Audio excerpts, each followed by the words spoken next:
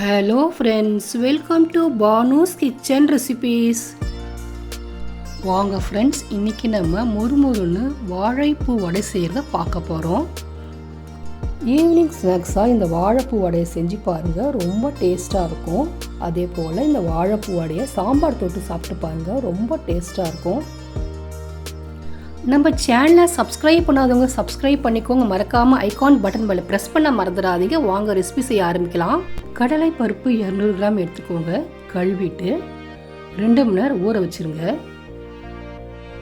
வாழைப்பூ எப்படி க்ளீன் பண்ணுறது டிஸ்கிரிப்ஷன் லிங்க்கில் ஆட் பண்ணியிருக்கிறேன், மிஸ் பண்ணாமல் பாருங்கள். 2 மணி நேரத்துக்கு பிறகு திறந்து பாருங்கள். கடலைப்பருப்பு நல்லா ஊறிடுச்சு. தண்ணி வடிகாட்டி வச்சுக்கோங்க. ஒரு கிண்ணத்தில் கொஞ்சம் கடலைப்பருப்பு எடுத்து வச்சுக்கோங்க. 2 பச்சை மிளகா, 3 காஞ்ச மிளகா, 10 பல்லு பூண்டு, சின்ன துண்டு இஞ்சி, 1.5 ஸ்பூன் பெருஞ்சீரகம், இதெல்லாம் மிக்சியில் ஆட் பண்ணிக்கோங்க.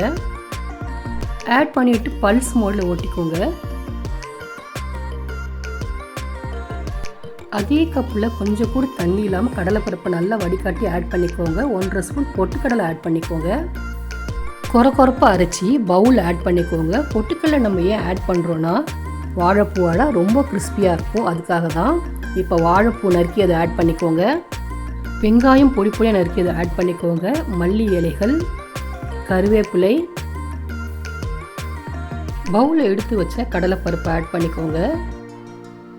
தேவையான உப்பு சேர்த்து மிக்ஸ் பண்ணிக்கோங்க.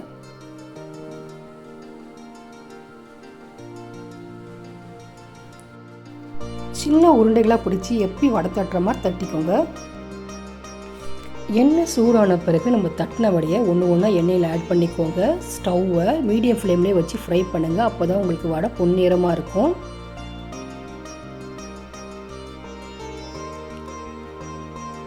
கொஞ்ச நேரம் கழிச்சு திருப்பி போடுங்க. பொரிச்ச வாழைப்பூ வடையை பிளேட்டில் மாற்றிக்கோங்க. முறுமுறுன்னு வாழைப்பூ வடை ரெடி ஆயிடுச்சு.